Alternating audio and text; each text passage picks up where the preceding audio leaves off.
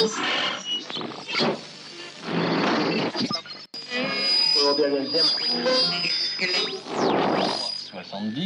deuxième était le... Nos invités, Étienne Girard, vous êtes rédacteur en chef de Société à l'Express. L'Express qui titre en une cette semaine « Les Républicains vont-ils disparaître ?» Et puis je rappelle votre livre « Le radicalisé, enquête sur Éric Zemmour ». C'est aux éditions du Seuil. Rachel Binas, vous êtes journaliste indépendante. À lire votre article dans Le Point, Jean-Pierre Chevènement reprend du service. Et enfin, Alix Bouillaguet, vous êtes éditorialiste politique à France Info. Merci de participer à cette émission en direct. Donc J-10 avant le premier tour de l'élection présidentielle. Dans le camp de Marine Le Pen, on veut croire que tout est possible avec ce dernier sondage qui la place à 47,5 au second tour dans les intentions de vote. Nous sommes allés à la rencontre des militants à l'occasion d'une opération tractage, sujet de Christelle Méral et Thibaut Petit.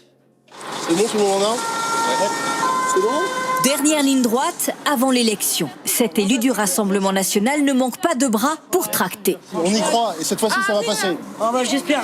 Beaucoup d'enthousiasme. On voit de notre part de plus en plus de militants, de sympathisants qui nous appellent pour tracter avec nous. Il y a une vraie dynamique qui se voit dans les sondages. Et donc les gens, ça leur donne envie de venir. Et la deuxième chose qu'on constate sur les terrains aussi, c'est que il y a un vrai rejet de Macron, une vraie détestation. Et les gens, vraiment, ils veulent que ce soit sans lui les 5 prochaines années. Il ne faut pas que les gens lâchent prise. Parce que le problème, si les gens lâchent prise, Macron repasse. Et si Macron repasse, on est foutu. Voilà. Mais à Provins, certains refusent les tracts. D'autres les prennent du bout des doigts ou bien s'en emparent sans hésiter. Le tract de Marine sur la... Oui, très bien, j'adore en plus. Ah bah voilà, parfait. Voilà, je voterai Marine. Super. Bonne journée. Alix Bouillaguet, on va voir ce titre de la Dépêche ce matin. L'écart entre Macron et Marine Le Pen n'a jamais été aussi serré au second tour. C'est le sondage Elab. Le nôtre la met un peu plus bas, mais le sondage Elab la met à 47,5 contre 52,5 pour Emmanuel Macron. On voit qu'Emmanuel Macron, la différence par rapport à 2017, c'est qu'il suscite un vrai rejet. C'est un moteur aussi du vote Le Pen. Oui, c'est un moteur, mais il faut aussi reconnaître que Marine Le Pen, elle a fait une bonne campagne. Elle a eu très tôt, et la première, l'intuition que cette campagne devait se faire sur le pouvoir d'achat. Ça a été une bonne mise de sa part, qui a été encore plus accentuée par la guerre et les conséquences économiques de la guerre en Ukraine. Elle a fait le dos rond au moment des défections, qui ont commencé avec Nicolas Besse, on poursuit avec Marion Maréchal. Elle a laissé passer l'orage et puis elle a réussi à transformer aussi sa stature grâce finalement à Éric Zemmour. Elle a réussi à faire de cette grosse faiblesse quasiment une force en se recentrant et surtout en se montrant tout le temps en responsabilité, et y compris d'ailleurs dans la manière dont elle a géré Emmanuel Macron, notamment sur la crise en Ukraine, en se gardant bien de le critiquer sur le régalien, histoire de se mettre à hauteur de la future chef d'État qu'elle s'envisage être en responsabilité. Elle a évité les pièges, et puis elle a eu cette intuition du pouvoir d'achat et de savoir que cette campagne finalement se tournerait autour de ce thème-là. Étienne Girard, est-ce qu'on peut dire que finalement, vous qui avez beaucoup écrit sur Éric Zemmour, Éric Zemmour lui a rendu service? Oui, tout à fait. C'est la grande surprise de cette campagne présidentielle. On s'y attendait pas. Même au Rassemblement national, il ne s'y attendait pas à cet effet. Mais c'est vrai qu'Éric Zemmour, et c'est pas totalement dû à la campagne de Marine Le Pen, c'est qu'Éric Zemmour, de par ses propositions, de par son profil, il a polarisé l'attention des gens qui s'inquiètent de l'extrême droite. Il incarne aujourd'hui, dans la tête de milliers, voire millions de gens, le mal absolu. Et cette idée-là, paradoxalement, ou en tout cas ça permet à Marine Le Pen de faire une campagne tout à fait sous les radars. De ce point de vue-là, c'est renforcé par ses choix de campagne.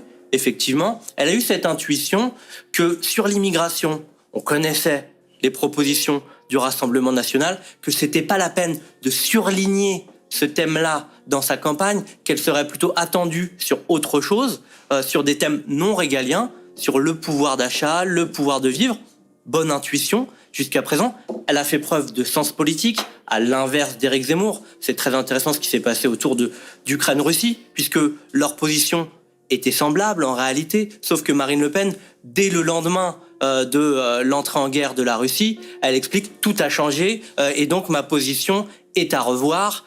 oui, j'évolue, et elle le dit immédiatement, ce qui n'est pas du tout le cas d'Éric Zemmour. Donc ça, c'est pourquoi on en est là maintenant.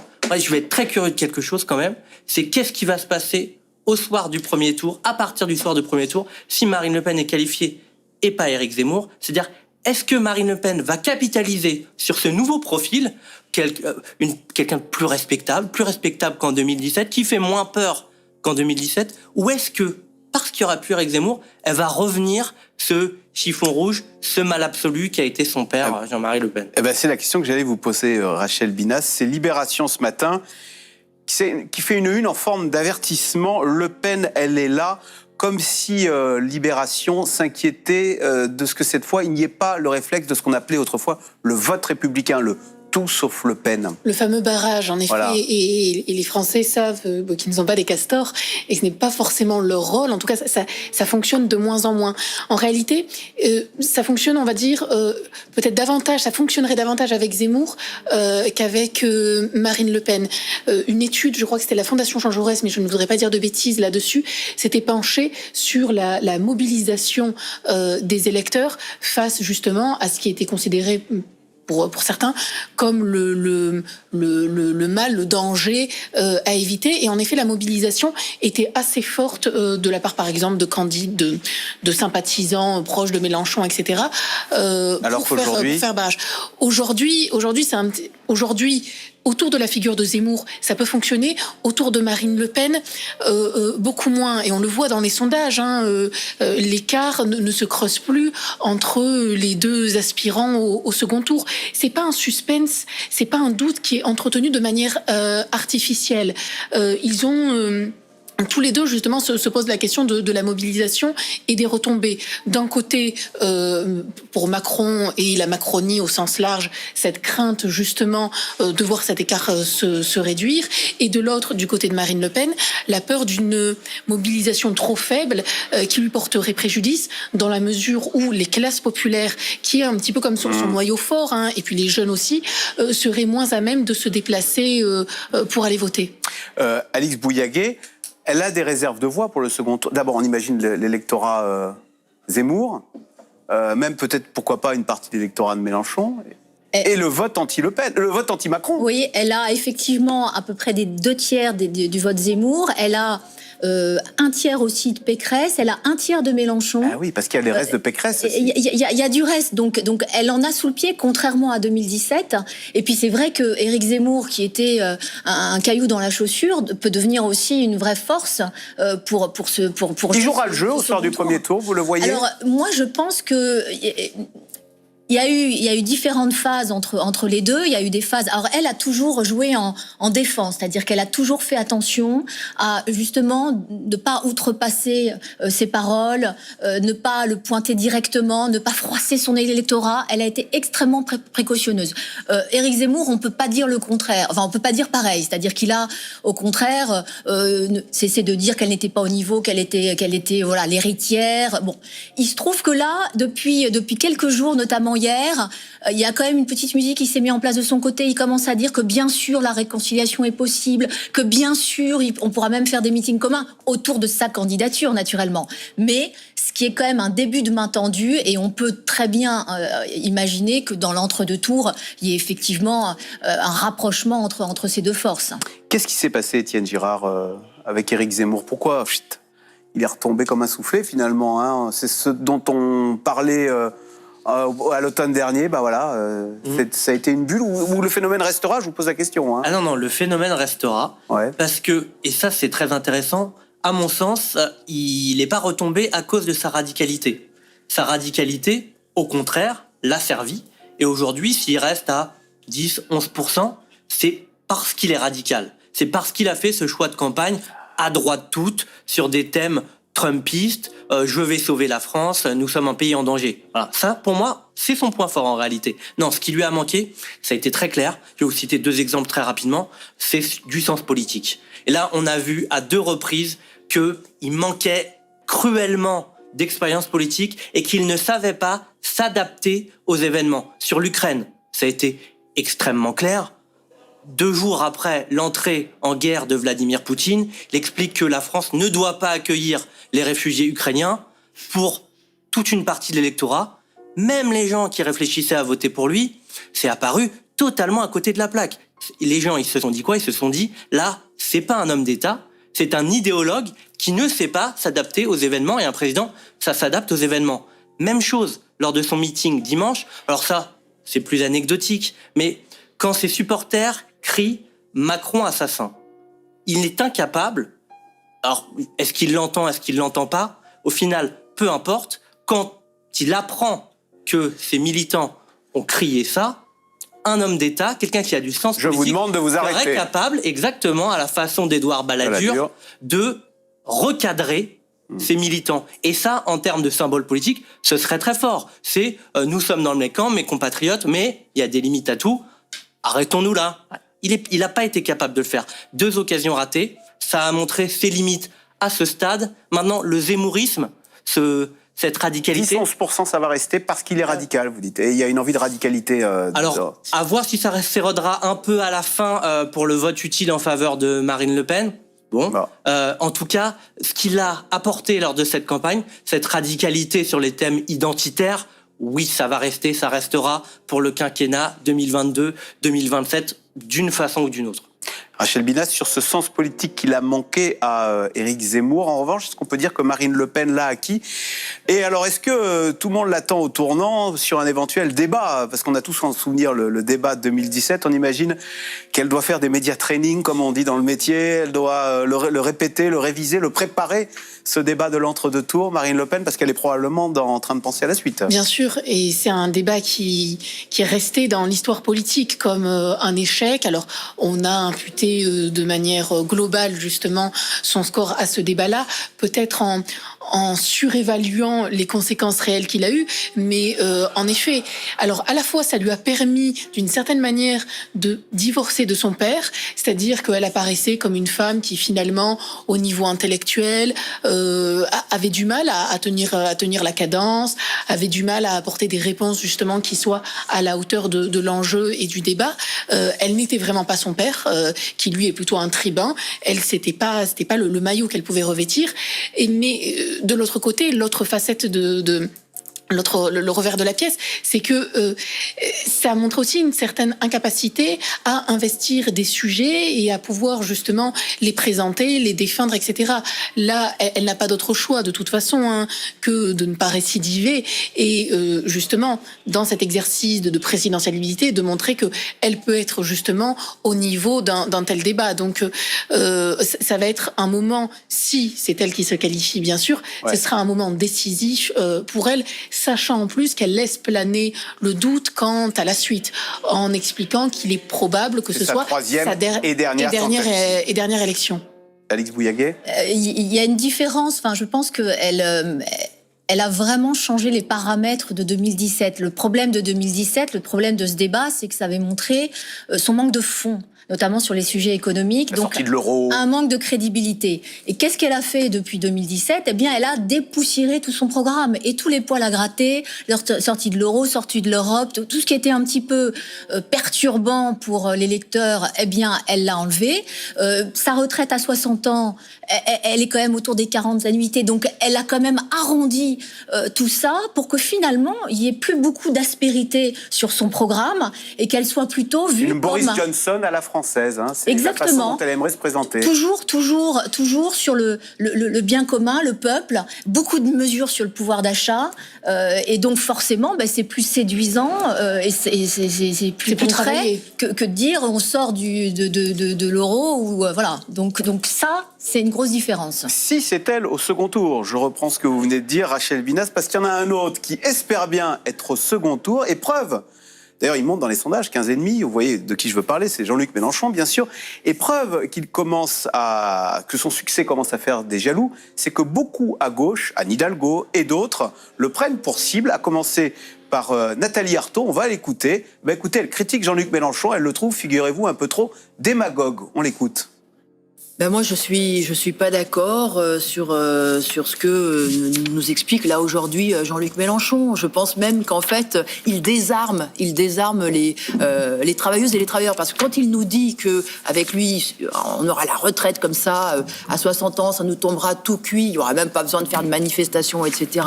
Moi, je pense que il véhicule des illusions graves encore une fois sur la période qui va arriver là demain, où au contraire il va falloir se battre.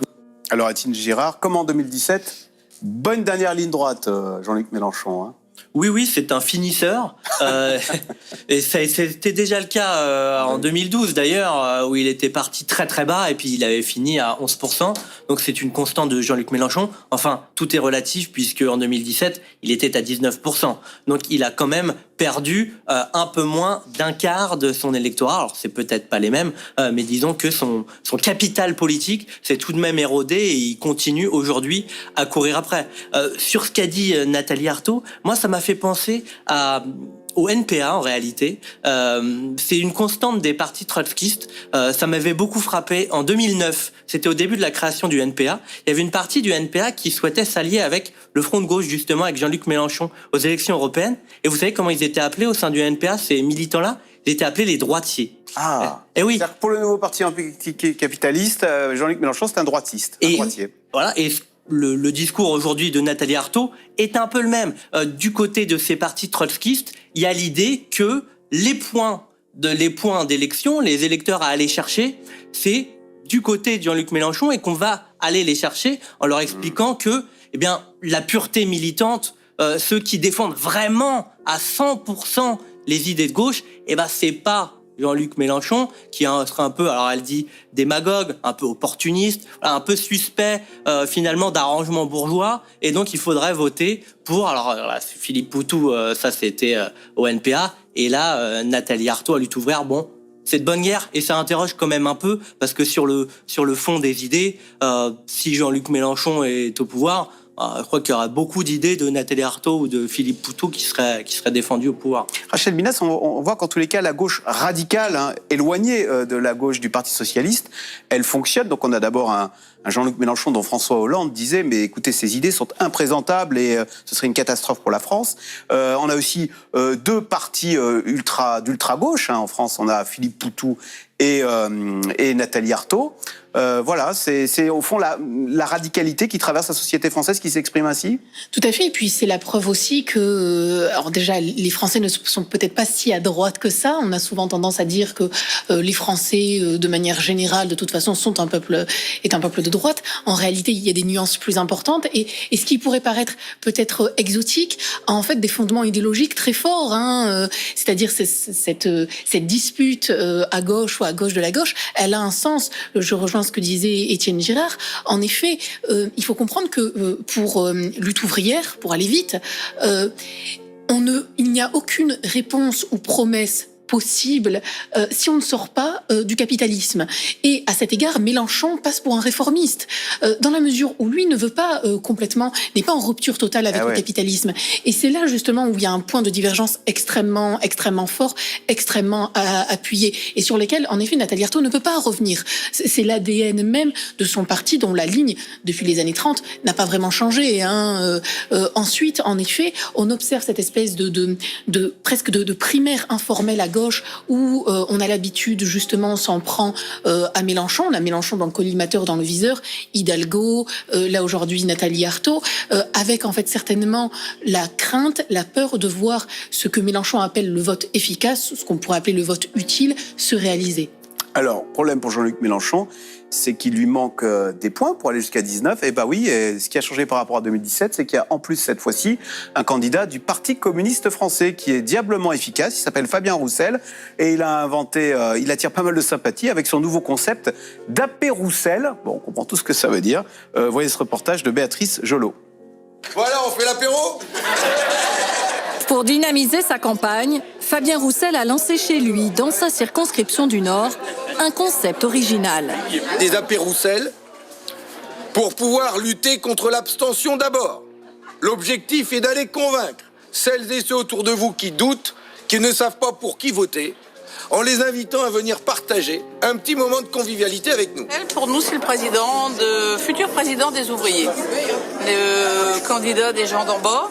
Ce que j'aime surtout, c'est Fabien, c'est son sérieux, sa force de travail, son côté vraiment près du peuple, c'est pas un vain mot. Alix Bouillaguet, Fabien Roussel, 3% dans les sondages.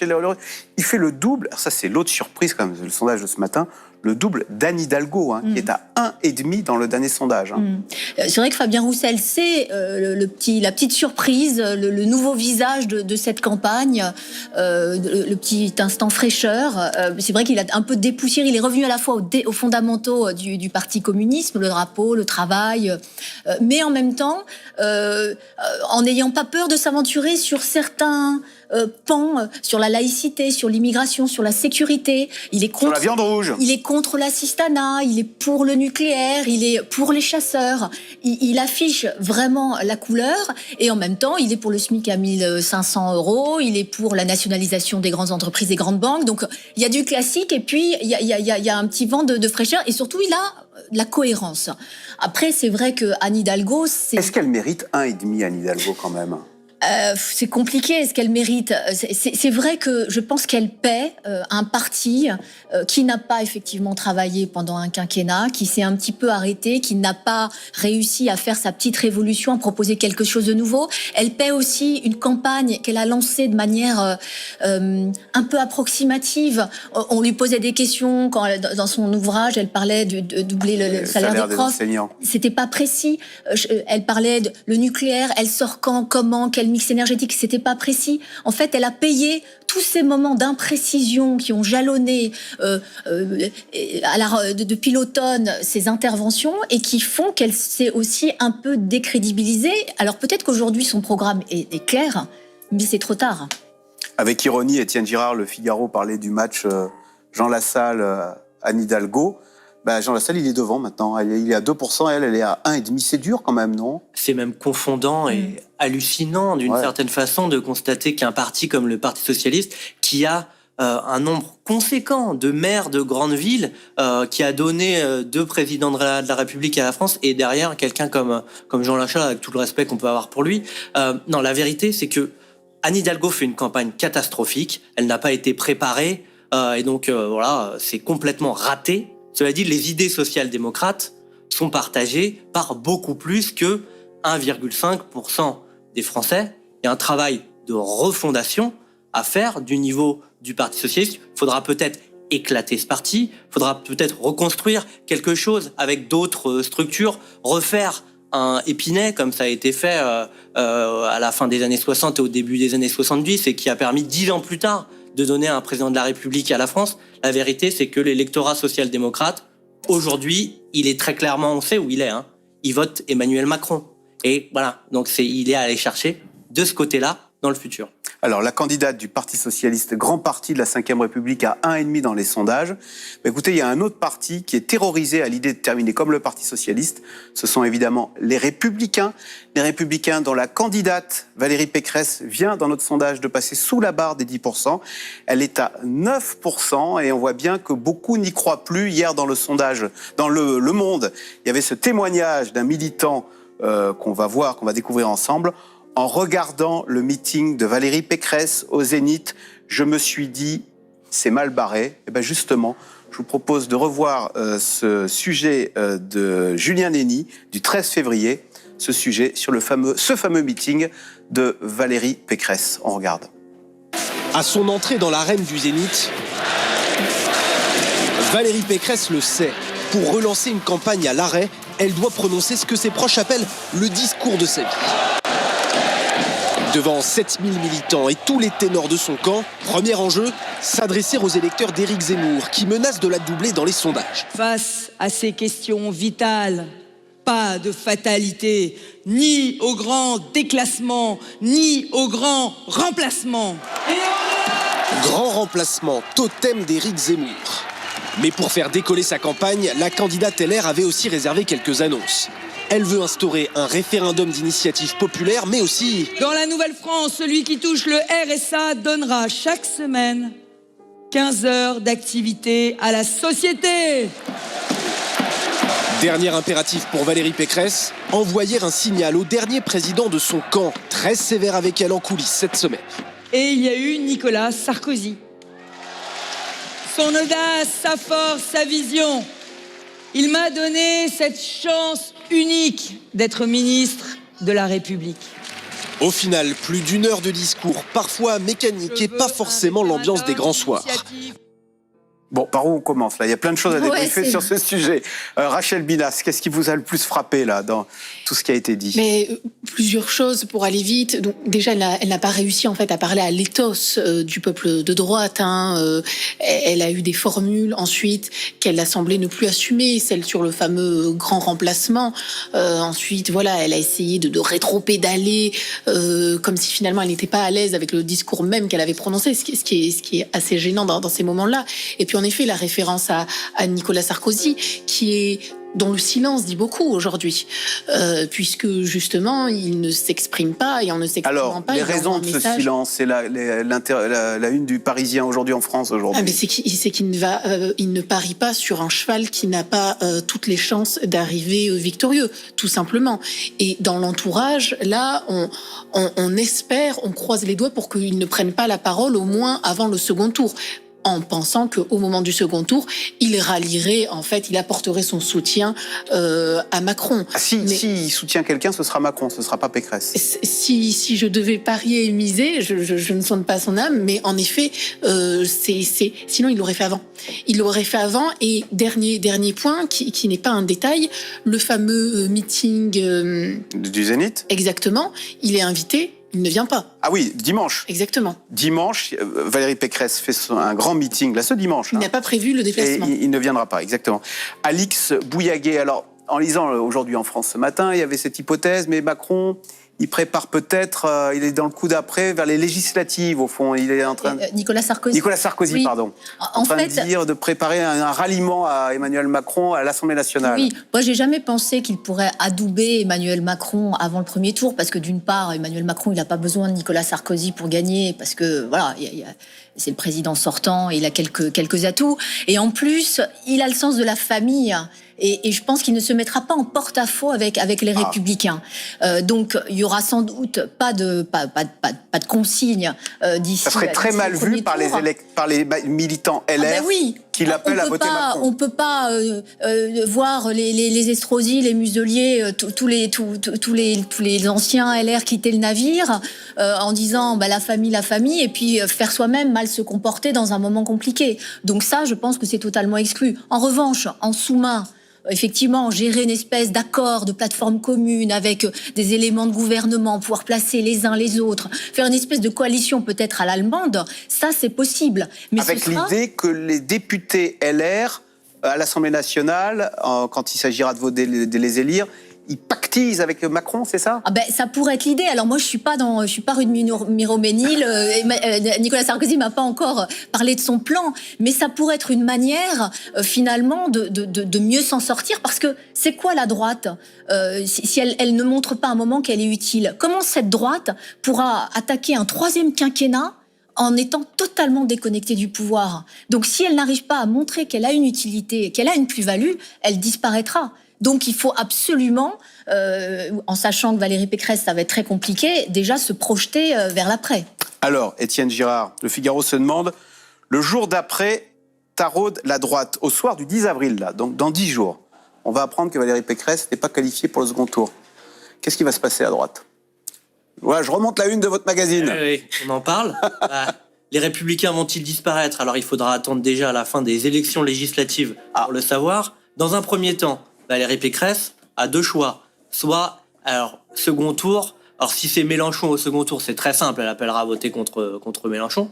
Si c'est Marine Le Pen, elle aura le choix soit de ne pas donner de consigne de vote, soit d'appeler à voter pour Emmanuel Macron, ce qui semble être la voie la plus probable. Ensuite, il faudra gérer l'après. Il faudra gérer la survie entre deux pôles qui vont être extrêmement concurrentiel pour les Républicains, Emmanuel Macron, qui va vouloir appeler cette fois encore plus de cadres, les Républicains, au gouvernement pour former sa future majorité. Il y en a il y a des noms qui circulent là, de gens qui disent bon, le soir du 10 avril, je me barre de LR et je vais rejoindre Macron en espérant récupérer un secrétariat d'État ou un poste, en tous les cas, être au gouvernement, quoi. Aujourd'hui, ils sont extrêmement discrets. Ouais. Donc, ils évitent de dire ça. Il y a Éric Woerth qui l'a fait. Alors, Éric Woerth, c'est très clair. Alors, lui, il l'a fait dans les formes, si je puis dire, puisqu'il a annoncé très clairement son ralliement. Et lui peut attendre, oui, à avoir une forme de récompense à ce choix. Emmanuel Macron a toujours dit qu'il récompensait ceux qui prenaient des risques. Lui, il a pris son risque d'une certaine façon. Ouais, il sera peut-être récompensé. Je ne sais rien, je n'ai pas d'informations à ce sujet. Non, mais et l'autre risque pour les Républicains, c'est le risque à droite. Éric Zemmour, alors il a manqué de sens politique sur cette élection, mais il ouvre une brèche. C'est l'union des droites sur des bases extrêmement radicales. Et oui, ça a érodé la base, les Républicains. Et sur le terrain, chez les élus, chez les petits élus LR, il y en a beaucoup qui disent en fait, ce que dit Éric Zemmour, moi, je partage une ligne plutôt libérale sur l'économie et radicale sur les questions identitaires, qui veut mettre fin à l'immigration. Moi, je suis d'accord. Donc, la difficulté pour LR, ça va être de garder ces gens-là pendant 5 ans. Qu'auront-ils à proposer à des gens qui veulent quand même faire carrière et diriger des exécutifs ou au moins avoir et donc ce sera le 3e échec à la présidentielle. Eh oui, alors là, c'est très compliqué. Donc il y a la question de est-ce qu'il faut passer des accords à l'Assemblée nationale ? La voie Sarkozy est intéressante. On aurait une évolution de notre politique à l'allemande avec des coalitions au fond. On gouverne, on s'entend, puis on gouverne... Ce qui permettrait ça, c'est que c'est le dernier quinquennat Macron, c'est que c'est le dernier mandat d'Emmanuel Macron, c'est que ça donne un horizon aux Républicains. Vous votez texte par texte avec la majorité LREM cette fois-ci, et puis vous aurez un candidat de votre côté pour 2027. Mais il faudra avoir un candidat. Et là, le nom du candidat, je le vois pas forcément. Alix Bouillaguet, puisqu'on parle d'Allemagne, l'Allemagne c'était Merkel, Mouty, réélu 4 fois. On a cru à un moment voir en Valérie Pécresse une Mouty à l'allemande. Oui, c'est pas une tribune, un tribun. Elle chauffe pas la salle à blanc, mais c'est la dame du fer, F-A-I-R-E, comme elle dit. D'ailleurs, elle disait, je suis 2 tiers Merkel, 1 tiers Thatcher. Ça n'a pas pris, on est trop macho en France. Il y a une part d'injustice quand même dans ce qui lui arrive, parce que c'est vrai qu'elle n'a pas manqué de courage. Par exemple, elle affronte dans les débats Éric Zemmour, Marion Maréchal, Fabien Roussel. Elle a même assisté à un débat organisé par Valeurs Actuelles où un public acquis à la cause d'Éric Zemmour, où elle a été copieusement sifflée. Mais elle y va, elle est sur le terrain nuit et jour. Elle n'a pas eu de chance sur un point, c'est qu'effectivement son programme économique a été totalement repris par Emmanuel Macron sur effectivement la contrepartie concernant le RSA. On l'a vu, le RSA. Sur la retraite à 65 ans. Voilà, sur un certain nombre d'éléments, il lui a piqué son programme, il lui a vidé sa substance. Et c'est vrai qu'elle n'a pas acquis une puissance suffisante pour que des électeurs se disent tiens, finalement, je préfère Pécresse à Macron. Voilà, lui, il n'y a pas eu ce phénomène-là. C'est sans doute aussi la rencontre une femme, un peuple, un homme, un peuple, comme on dit dans la 5e. Ce phénomène-là, c'est pas enclenché. Et c'est vrai que maintenant, en plus, elle est caricaturée. Donc c'est une lente déliquescence. Et puis, comme dirait Nicolas Sarkozy, la baraka, ça fait partie de la bonne gestion. Elle en a singulièrement manqué de baraka. C'est comme ça et voilà, on sent que ça va être très très compliqué pour elle pour ces 10 derniers jours. Et Rachel Binas, oui, très très compliqué pour elle. Elle est à 9% dans les sondages, il y a le risque du toboggan là maintenant. Sachant que François-Xavier Bellamy, dont on avait dit que c'était un très petit score, avait fait 8,2 aux européennes. Pourrait peut-être passer en dessous des 8,2. Quelle suite pour Valérie Pécresse? Il y en a qui vont quitter la politique d'ailleurs chez LR là. Quitter la politique, ça se fait toujours au moment des élections. De toute façon, un certain nombre de politiques ont déjà des métiers. Ils les reprennent justement lors des échéances sur l'avenir politiques. De ce parti LR. Sur l'avenir, la difficulté aussi, c'est que c'est un parti qui n'a pas, alors sûrement pas assez travaillé, ça c'est certain quand il était dans l'opposition, et puis qui n'a pas réussi, du moins c'est ce qu'il a montré lors de cette campagne ou de cette non-campagne, qui n'a pas réussi à se situer entre La République En Marche et, pour faire vite, Éric Zemmour. Zemmour. C'est un parti qui n'a pas su quel sujet la droite investir et comment. Titré Le Monde. Et à force, ils ont laissé en fait le monopole de la droite, soit à la droite de la droite, à l'extrême droite, soit à la Macronie, à Emmanuel Macron.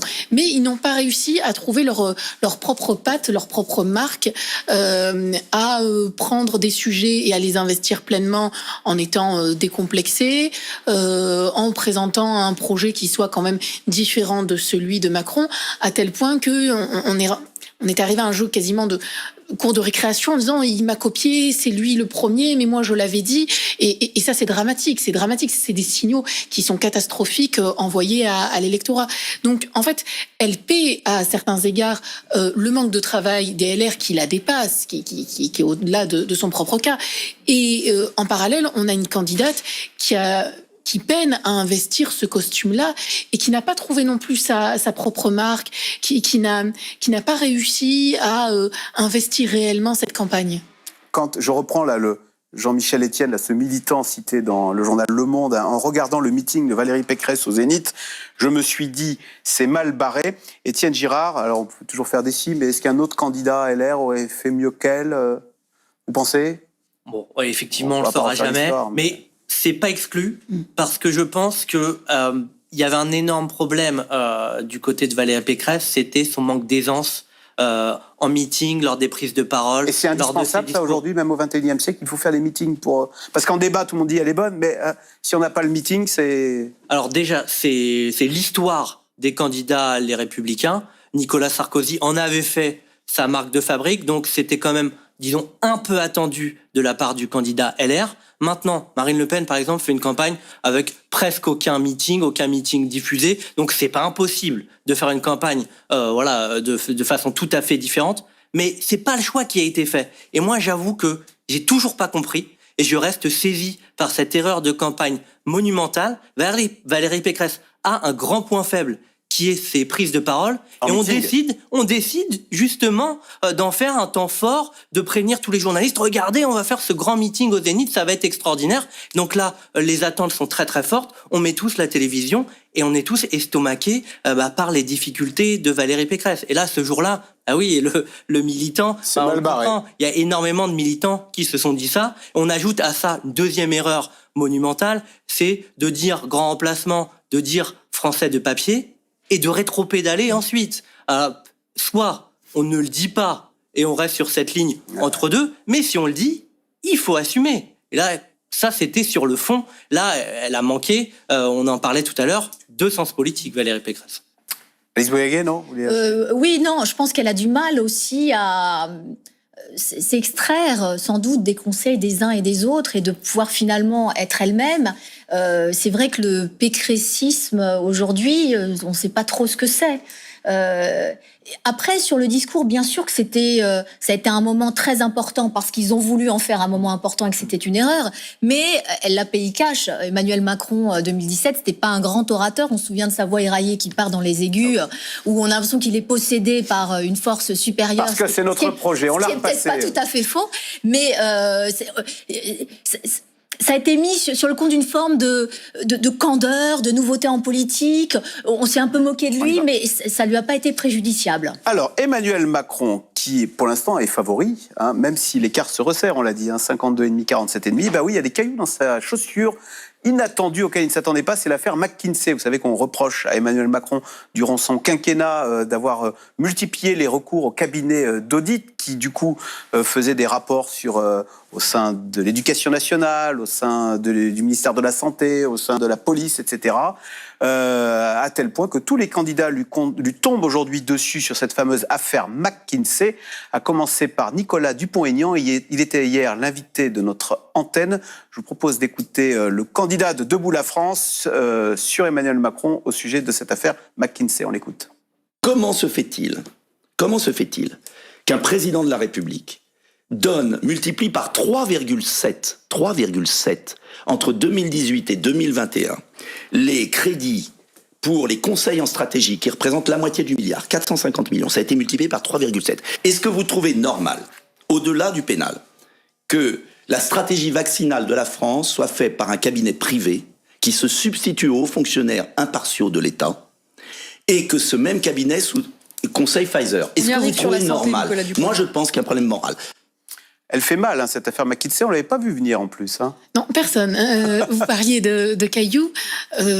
Je parlerais même d'un incendie en réalité. Hein. C'est plus qu'un caillou parce que c'est une polémique, un scandale qui transcende des clivages. C'est au-delà justement des querelles entre droite, gauche ou logique partisane. Qu'est-ce qu'il charrie, qu'est-ce qu'il véhicule cette affaire McKinsey? C'est le reflet à la fois, alors plus largement d'une crise de la représentativité et une crise de régime, mais c'est aussi une manière de faire la politique à laquelle goûtent peu les Français. Très technocrate, sans idéologie, très pragmatique, où on décide justement de mettre les élus, les politiques, les fonctionnaires de côté au profit de cabinets privés. Et ça, c'est quelque chose, voilà, qui est loin de faire l'unanimité. Et encore une fois, quel que soit le groupe politique ou la sympathie partisane que l'on peut avoir. Et ça mobilise tellement en ce moment La République En Marche qu'elle essaye d'expliquer. Hier soir, il y a eu une conférence de presse pour expliquer. Exactement. On a également Monsieur Le Maire qui a expliqué que de toute façon, une enquête fiscale était lancée puisque depuis 10 ans, apparemment, ce cabinet avait oublié de payer des impôts en France. Il faut savoir qu'il ne représente que 5% de l'ensemble des marchés publics. Mais en effet, il suscite, il cristallise beaucoup de mots, justement, de la société. C'est vrai qu'Étienne Girard, ça nous renvoie à l'image d'Emmanuel Macron, d'ailleurs, de 2017, hein, les Golden Boy, la Startup Nation, les cabinets de consulting anglo-saxons qui font mieux que le monde d'avant, hein, qui étaient les vieux politicards, quoi. Mais tout à fait, et c'est pour ça que ça va rester. Les affaires, il y en a de deux types. Il y a les épiphénomènes. Une affaire, bon, on en parle 2-3 jours et on passe à autre chose. Et il y a les poisons lents.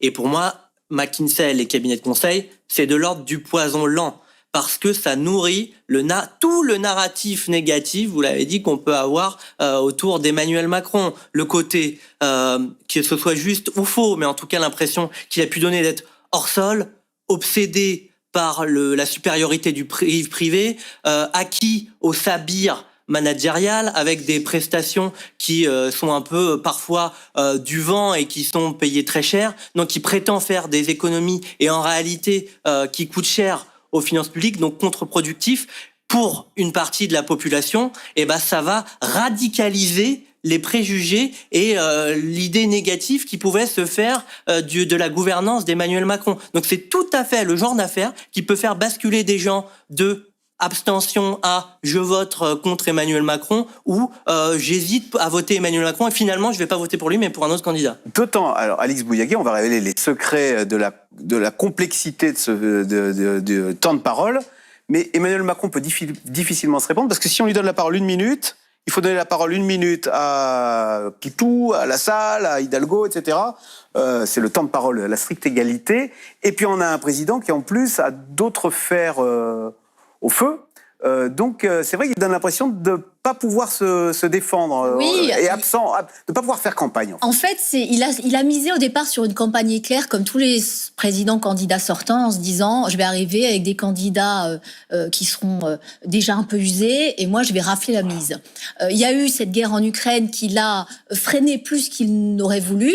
Et à un moment, il est quand même arrivé où il pouvait pas gérer les deux. Et donc, quand dimanche dernier, il nous fait part de sa frustration à pas pouvoir faire campagne, je pense que c'est une réalité. C'est-à-dire que il voulait faire une campagne rapide et courte, mais en même temps, il voulait la faire à fond.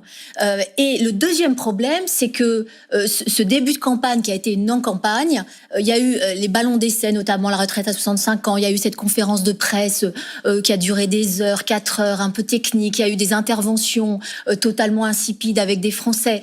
Ça a été un peu une cata, ça n'a pas été quelque chose de... Il manquait un truc principal, il manquait l'envie, pourquoi je me représente, pourquoi vous avez besoin d'un deuxième mandat avec moi. Il manquait l'envie, pourquoi je me présente. Vous savez qui partage ce constat de dire qu'il est fatigué, Emmanuel Macron.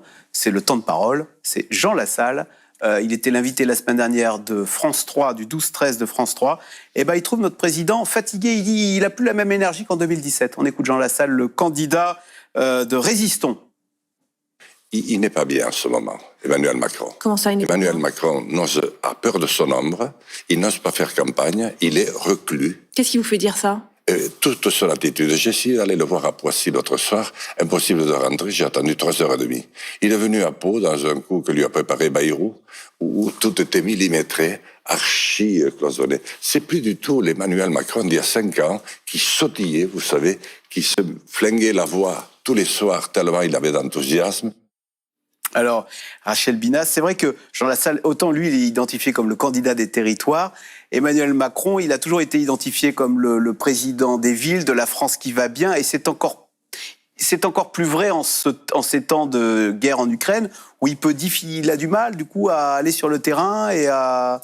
il y est allé l'autre jour à Dijon, ça s'est moyennement passé parce qu'on a tout de suite alpagué en disant l'essence à 2 € le litre, ça va pas.